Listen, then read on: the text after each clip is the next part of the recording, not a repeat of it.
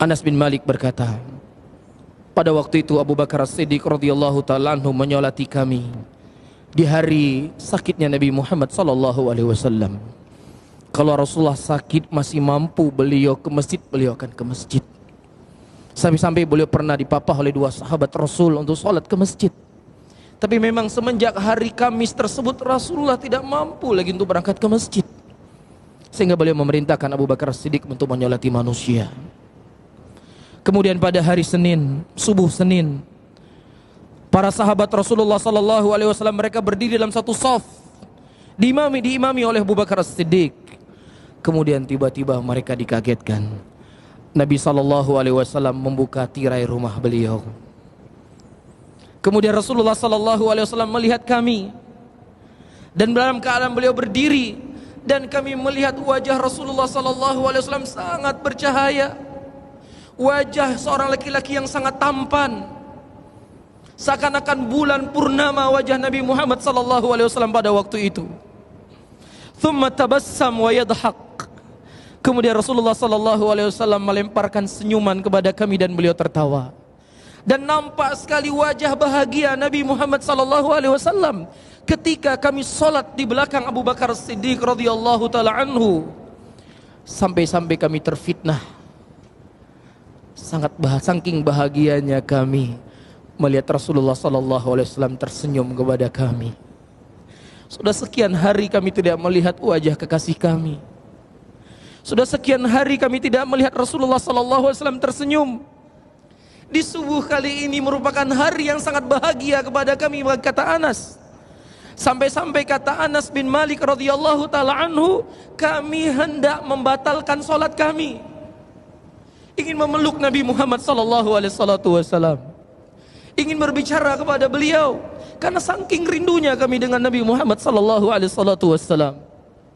Kita bisa bayangkan bagaimana kecintaan para sahabat Rasulullah sallallahu alaihi wasallam dengan Rasulullah. Apapun mereka siap korbankan agar Rasul bisa mendapatkan keamanan. Pernah suatu hari Rasulullah sallallahu alaihi wasallam, atau ketika beliau hijrah dari Mekah menuju Madinah, beliau belum punya rumah pada waktu itu. Kemudian ternyata Allah Subhanahu wa taala memilih Abu Ayyub Al-Ansari untuk dijadikan rumah oleh Nabi sallallahu alaihi wasallam menginap sebelum beliau memiliki rumah sendiri. Kebetulan pada waktu itu rumah Abu Ayyub ada 2 lantai. Dan kemudian Rasulullah sallallahu alaihi wasallam ingin tidur di bawah. Abu Ayyub tidur di atas. Di malam hari Abu Ayyub berkata kepada istrinya, "Waihak ya Ummu Ayyub, celaka engkau hai Ummu Ayyub. Bagaimana mungkin kita bisa tidur di atas sementara Nabi Muhammad sallallahu alaihi wasallam tidur di bawah kita?" Kemudian mereka berdiri di pojok kamar. Mereka tidak berani berjalan di tengah kamar. Mereka takut akan ada satu debu yang jatuh yang akan mengganggu istirahat Nabi Muhammad sallallahu alaihi wasallam. Satu debu pun mereka tidak rela, tidak ridha jatuh kepada wajah Nabi Muhammad sallallahu alaihi wasallam.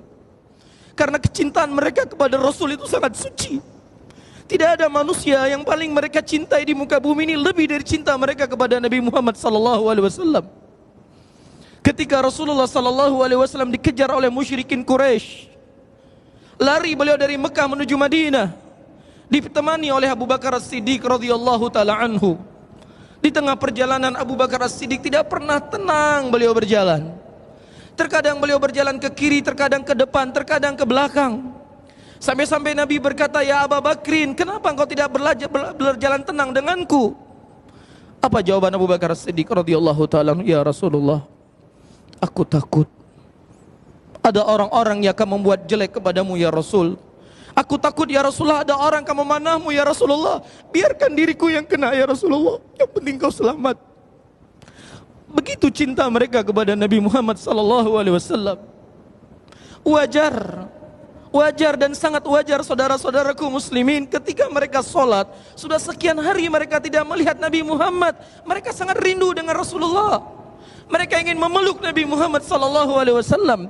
Jangankan manusia, jangankan orang yang punya hati, jangankan orang yang punya akal, pohon kurma yang biasanya dijadikan oleh Nabi bersandar di masjid beliau, yang kemudian beliau dibuat mimbar pada waktu itu. Rasulullah sallallahu alaihi wasallam ketika beliau sedang berkhutbah, terjadi getaran di masjid Nabi Muhammad sallallahu alaihi wasallam. Kemudian beliau turun dari mimbarnya. Kemudian beliau memeluk pohon kurma yang selalu beliau bersandar di situ. Pohon ini rindu dengan Nabi. Dia nggak punya akal, dia nggak punya perasaan, tapi dia rindu dengan Rasulullah sallallahu alaihi wasallam. Sudah sekian lama Rasulullah tidak bersandar di pohon tersebut. Kata Nabi sallallahu alaihi wasallam, kalau seandainya aku tidak memeluk dia, niscaya dia akan meraung sampai yaumul qiyamah karena rindunya dia kepadaku. Coba kita tanya pada diri-diri kita masing-masing, saudara-saudaraku, apakah ada rasa rindu itu pada diri kita kepada Rasul? Apakah kita ingin bertemu dengan Nabi Muhammad sallallahu alaihi wasallam? Apakah kita ingin memegang tangan Rasulullah? Apakah ada keinginan kita untuk memeluk Nabi kita Muhammad sallallahu alaihi wasallam? Saya rasa kita tidak pernah peduli dengan Nabi kita. Sesuatu yang paling ringan pun terkadang untuk berselawat kepada beliau kita pelit. Padahal Nabi kita sallallahu alaihi wasallam setiap beliau salat dia selalu mendoakan kebaikan untuk kita. Sebagaimana dikhabarkan oleh Aisyah radhiyallahu ta'ala, wallahi inilah da'autu ummati fi kulli salatin. Demi Allah, kata Rasulullah, sesungguhnya aku selalu mendoakan kebaikan untuk umatku setiap salatku, kata Nabi. Bahkan Rasulullah sallallahu alaihi wasallam beliau mengakhirkan